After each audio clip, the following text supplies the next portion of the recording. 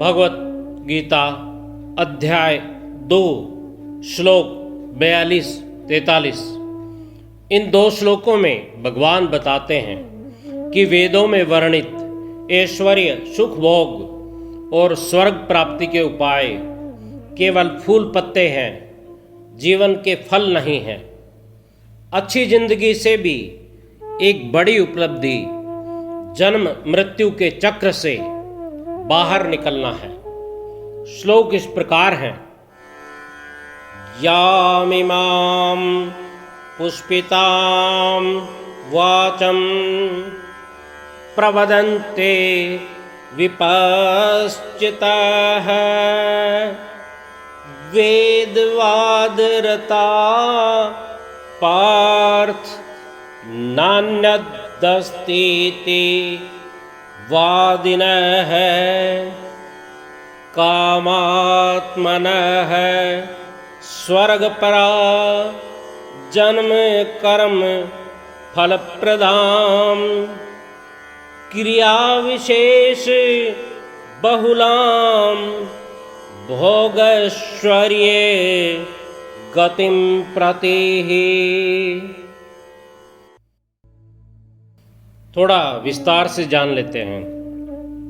याम इमाम, जो इस प्रकार की, ऑल दीज टाइप्स ऑफ पुष्पिताम, दिखाऊ शोभायुक्त, फ्लावरी, वाचम, वाणी को, वर्ड्स, प्रवदंती, कहा करते हैं, कीप सेइंग, अविपश्चिता है, वे अविवेकी मनुष्य, man with poor fund of knowledge, वेदवादरताः, वेदों में वर्णित सकाम कर्म में प्रीति रखने वाले, supposed followers of Vedic rituals, Partha, हे प्रथानंदन, ओ सन ऑफ पृथा, न अन्यत अस्ति, और कुछ नहीं है,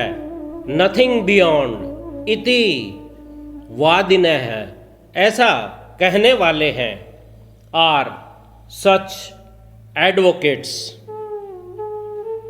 अगले श्लोक का, कामात्मनः है, जो कामनाओं में तन्मय हो रहे हैं, डिजायरस ऑफ सेंस ग्रेटिफिकेशन, स्वर्ग पराहा, स्वर्ग को ही श्रेष्ठ मानने वाले हैं, एमिंग टू अचीव हेवन, जन्म कर्म फल प्रदान, जन्म रूपी कर्म फल को देने वाली है, रिजल्टिंग इन फ्रूटफुल बर्थ्स, क्रिया विशेष बहुलाम, बहुत सी क्रियाओं का वर्णन करने वाली है, वेरियस डेकोरेटिव सेरेमनीज, भोगैश्वर्य गतिम प्रति, भोग और ऐश्वर्य की प्राप्ति के लिए, for progress in sense enjoyment and opulence. English, persons of limited knowledge are very much attached to the flowery words of Vedas, which recommend various activities for elevation to heavens, resultant good birth, power, and so forth. Being desirous of sense gratification and opulent life, they say that there is nothing beyond this.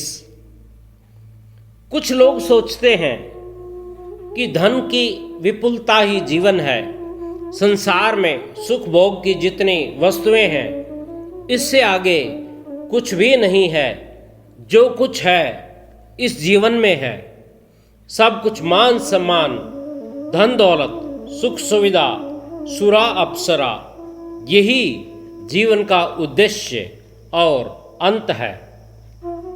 वेदों के एक भाग में स्वर्ग के सुखों का वर्णन तथा उनके प्राप्ति के लिए तंत्र मंत्र बलि आदि विधियां बताई गई हैं। वर्तमान श्लोक में उसे वेदवाद कहा है। वेदों में लिखे ऐसे कर्मकांड से चमत्कारिक सिद्धियां मिल भी जाएं, परंतु वह मनुष्य को परमात्मा से दूर ही करते हैं। भोग भोगना ही उनके जीवन का मुख्य लक्ष्य रहता है। यह पुष्पित वाणी दिखाऊ शोभा वाली है, जिसका उद्देश्य अधिक से अधिक सुख और ऐश्वर्य है।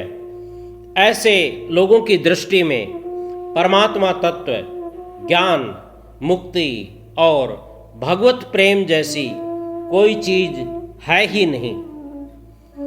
ऐसी वस्तुओं को उपरोक्त श्लोक में पुष्पिताम अर्थात फूल और पत्ते बताए गए हैं, जो देखने में बड़े रंग बिरंगे और आकर्षक होते हैं, परंतु ये वास्तव में जीवन के फल नहीं है, क्योंकि फूल पत्तों से पेट नहीं भर सकता है, देखने में सुंदर लग सकते हैं। इसी तरह भोग ऐश्वर्य का जीवन में स्थान हो सकता है, परंतु यही जीवन का उद्देश्य नहीं हो सकता। यदि हम भोगों की चाह करते रहेंगे तो हमें वही मिलते रहेंगे और जन्म मरण के चक्र से बाहर नहीं निकल सकेंगे।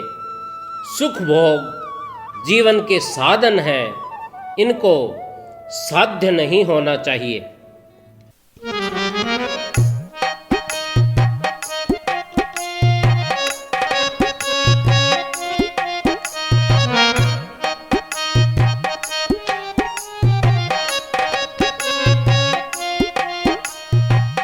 दासी दासी मथुरा काशी, सोना चांदी महल अटारी, कर्म कांड और पंडे भांड, वेदवाद का बन्या पुजारी, वेदवाद का बन्या पुजारी। भोग माया लक्ष्य पाया, देवलोक की कर ली त्यारी।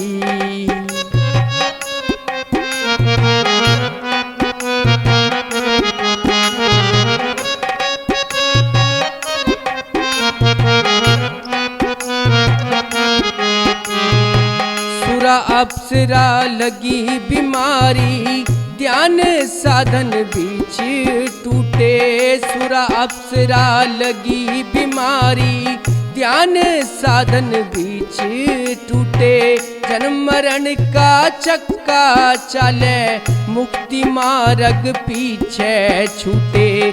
जन्म मरण का चक्का चले, मुक्ति मार्ग पीछे छूटे।